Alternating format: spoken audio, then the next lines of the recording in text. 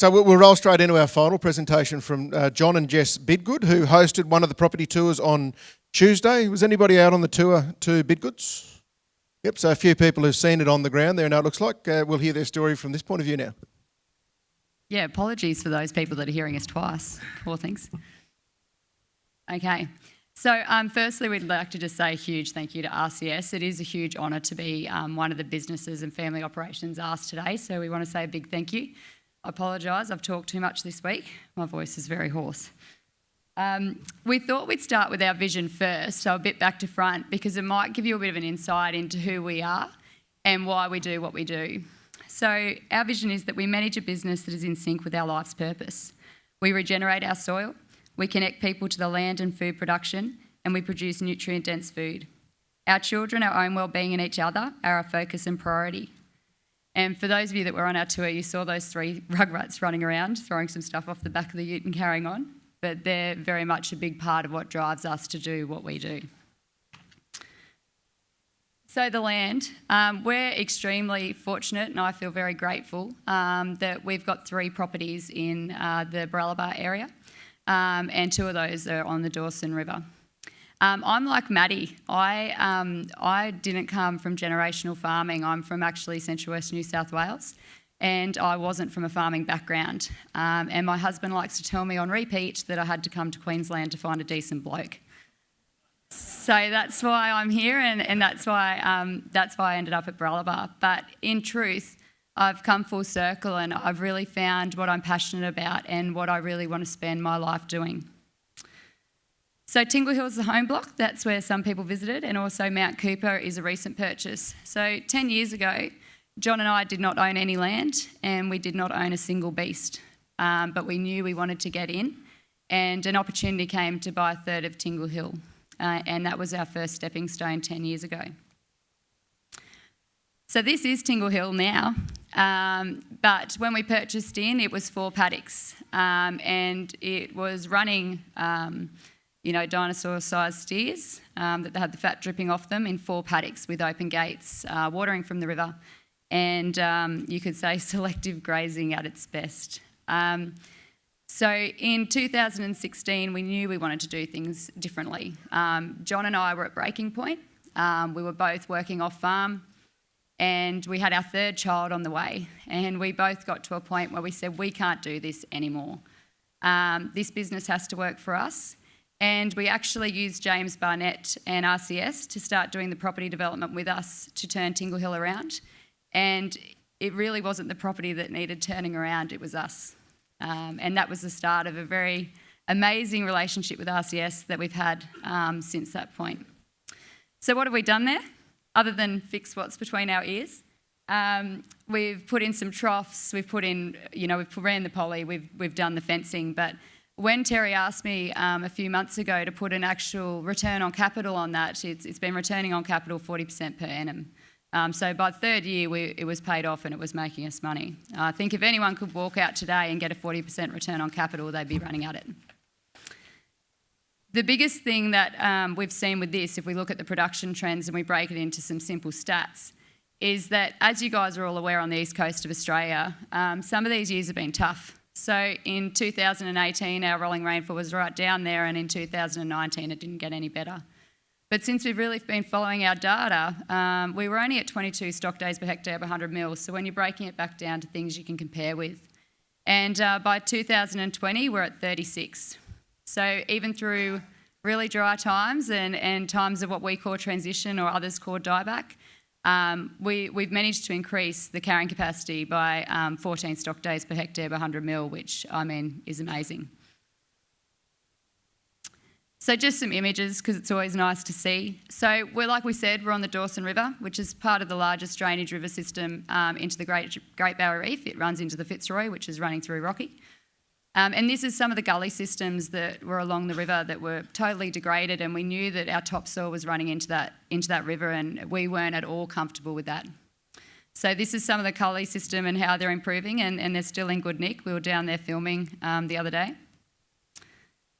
And a key driver to this, and thank you for My Grazing for us being able to put these images up there, is this is our stocking rate. And the biggest thing we've learnt is that You can see that rolling rainfall, it's variable. Average doesn't exist, and we have to be changing our stocking rate to stay with the season.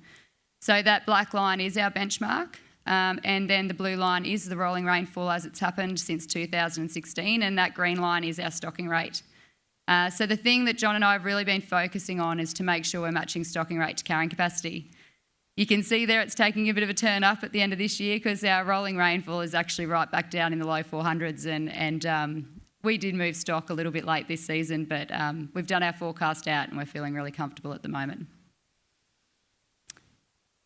This is actually round the bend. This is on a boundary, so a fence line, and I'm going to apologise, it's my fault. I took the photo one way down the fence and then the next photo's the wrong way, but you'll learn to adapt. So this was at the back end of 2019, and I think this is the thing that really puts the icing on the cake when you're taking care of that grass and your grass farmers, is that a month after rain, so now we're on the left, the right, sorry. God, I've got myself confused. Our property's now on your right. Is it your left?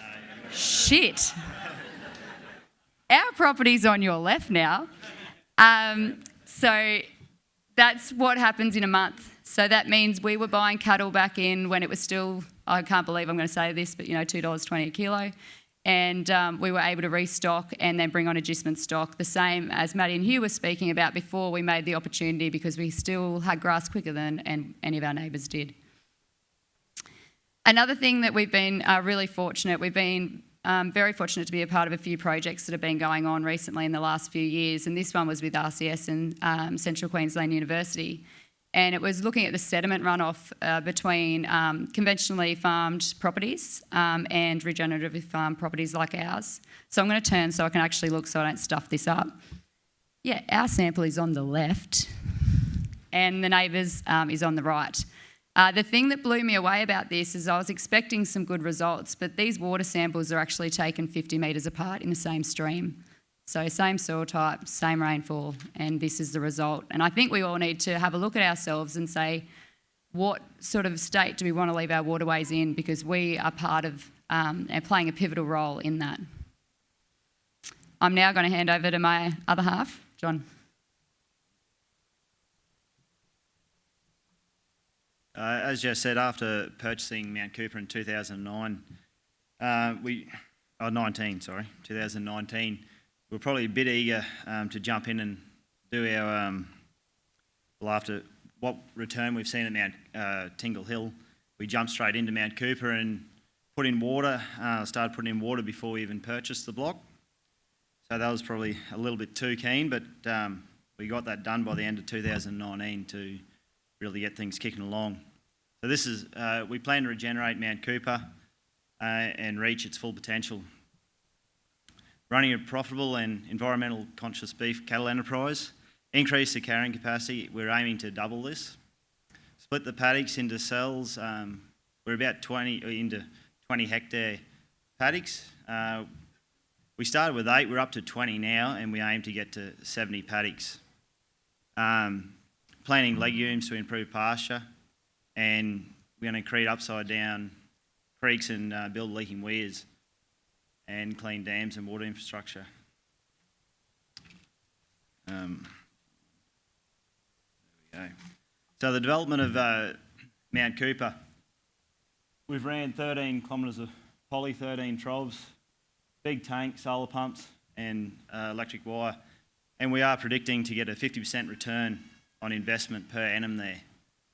So, as Jess said, certainly, and everyone else has been down this avenue knows it does pay for itself and pays for itself pretty quick. So it's pretty important to get out there and get it done ASAP so you can start getting that return.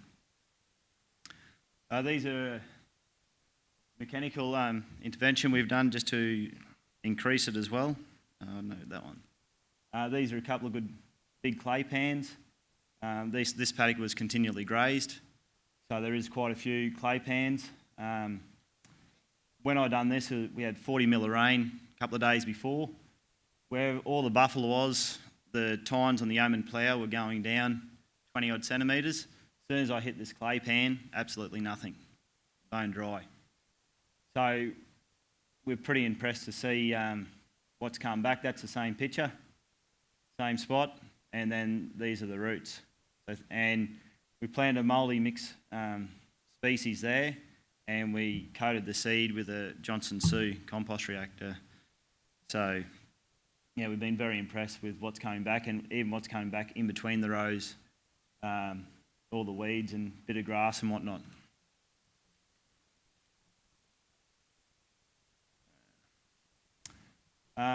Being flexible to be resilient. In 2019, we owned all our stock and they were all organic. Steers, heifers, just going straight to the meatworks. By the start of 2020 and from then on, we've been trading cows and calves, cows, steers, heifers. We've had profit share on, we've had adjustment on. So when you have grass, you have plenty of options and the potential is endless.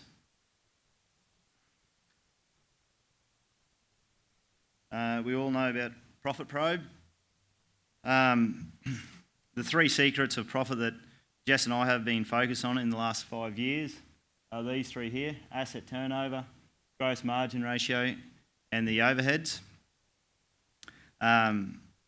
We had a goal to hit the top 20%, and in the last 12 months we achieved this. Our biggest drama we had was our overheads, but by increasing scale we were able to achieve that. We already had a solid foundation, so we just needed the scale to keep us going.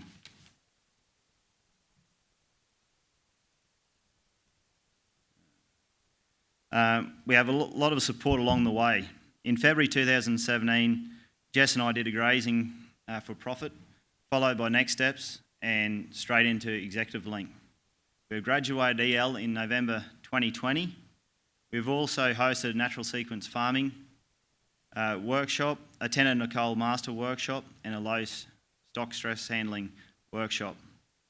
Probably one thing to note with where we are, we're very lucky. There is a hell of a lot of producers, like-minded, that are doing time-controlled grazing and have been very willing and open for Jess and I to go and have a look and to talk to, which I think in this industry is vital for everyone. You can jump forward numerous years because you don't make the same mistakes other people are making. So we've been very fortunate and very lucky to have that relationship with people and been very open to us. So we've been implementing regen principles since 2016, and there is a direct correlation between improving the ecology of our properties to our profitability. The better our soil gets, the more profitable and resilient we have become. Thank you.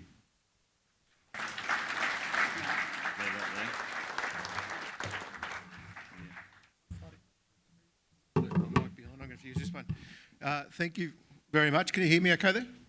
Right, beauty. Thank you very much for that. No dying questions came through there. Did you have any hesitation? I'm just going to throw one in for you. When you went and bought that new property, because I read an article a little while ago that said that if you did this regen ag stuff, you lost millions of dollars per year. So, I mean, interesting, if you're losing millions of dollars per year on your existing place, why would you go and repeat that on the next place that you've just been able to afford to go and buy?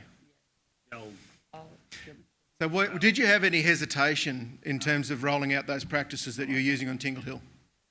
No, well, for us, we're aiming by spending $160,000 to double our carrying capacity on Mount Cooper. If we wanted to do that by purchasing more land, you'd be looking at $6 million around our area. So I think that, says it in a nutshell. Thank you very much.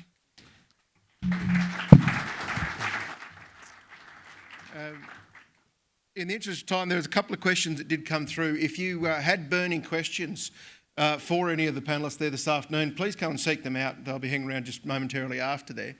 If we sum up what I've heard, sum up what I thought we've listened to, we start off here about outcomes from regenerative agriculture. What were the observations? And what I've found I've really enjoyed listening to there is that each of you have had a different interpretation and each of you have had a different way of implementing. And I think as an industry, as a beef industry, if you take nothing away from this discussion, that's the main one. There is no one way of doing this.